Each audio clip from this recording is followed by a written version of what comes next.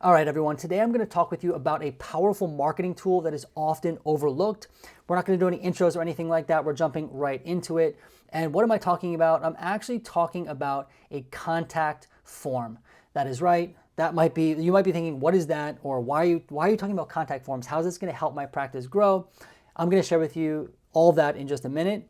But quickly, let's just do a high-level overview of what a contact form is. It's not mind-blowing. A contact form is essentially a way for a client to contact you via your website.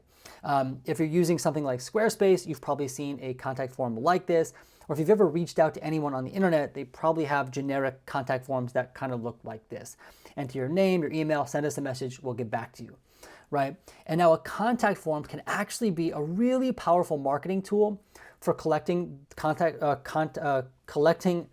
information that you need before a client is even seen for a free consult. So maybe you're going to collect insurance information. You could use a contact form to collect the insurance card so you can run benefits. You can have checkboxes so people can let you know what state they're located in. You can have checkboxes for maybe the issues that they're looking for. Now, let me preface by saying all of this needs to be HIPAA compliant, so make sure you're following the guidelines there. But a contact form can be used to make sure a client who's scheduling with you knows the types of things you do in your practice or like what insurance you take. And so a good contact form is going to save your practice a ton of time, and it's going to save a client a ton of time by making sure those that actually schedule are those that will work well in your practice. Now, a good example is insurance. You know, we have our insurances listed on our website, but I've realized a lot of clients are overlooking this. That maybe speaks to how I have them written down. I might need to make it a little more clear, but that was happening. And so I then built out a contact form, which I'm going to show you in a minute, that actually has the insurances that we take, as well as a file uploader for them to upload a card. That way, before they're ever seen for the consult, I can verify all of that. Saves a ton of time and really, really helps. All right. Now, there are basically two main ways you can go about creating a contact form. The first one I just showed you, which is basically Squarespace or Wix, whatever website builder you have, you can build one right in there, which is totally fine. I do find that you can customize them pretty well, but the major problem with them is that they don't integrate with other softwares, right? So if someone fills this out, it's going to come to my inbox in the email. It's going to be somewhere on the Squarespace platform, like the information, but this Squarespace platform is not meant for marketing or keeping things organized. So you can have clients end up falling through the cracks. You don't see the message. Maybe it goes to spam. And so it just creates a bit of chaos in that regard. Now, it's not the worst option. It's better than not having a contact form. But again, because it doesn't integrate, it's not the best option. Now, there's a second option I just learned about today, actually, and it's from Simple Practice. They released a feature called Contact Form, which I just learned about, and it's okay. It's not customizable yet, I don't think. I think you have to it looks like this. You can embed this onto your website. If a client fills this out on your website, it integrates directly with Simple Practice and goes to a new place called Inquiries.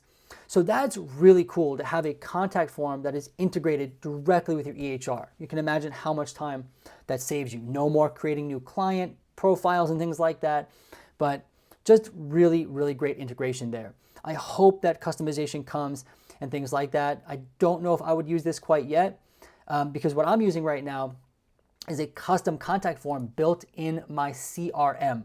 I talked about my CRM a little bit, actually not a little bit ago, my last video. I'll leave the link to that video down below. I'm also going to be providing access to that CRM for people who are interested. If you are, send me an email, comment on this video, and I'll share with you more information about that.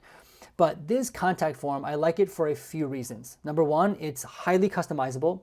So I customized the fonts, I customized the colors, and I added a couple things other than just name, but you see here I have phone number as well because I found out that emails don't always work. If someone mistypes it, you can then call, or if the phone number doesn't work or they mistyped it, you can then email. So I like to have both of that available to us.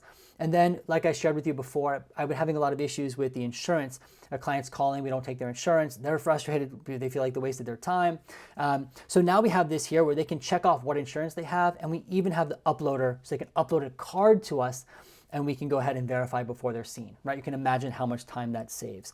Now, what's really, really cool here is that when a client fills this out on my website, not only am I going to get an email, but it's actually going to go into my CRM pipeline. Now, if you want to know more about that, watch the video down below.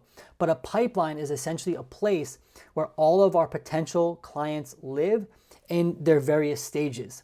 So I have an example here. It's my own name right here. So if I filled out my form on my website, I would land directly into this pipeline, right? Automatically, because it's set up that way. And I would log into this every day and see, oh, a new client contacted us. Matt Ryan did. All the information that I put into that form would already be populated right here, right? So I'd be able to see all of that.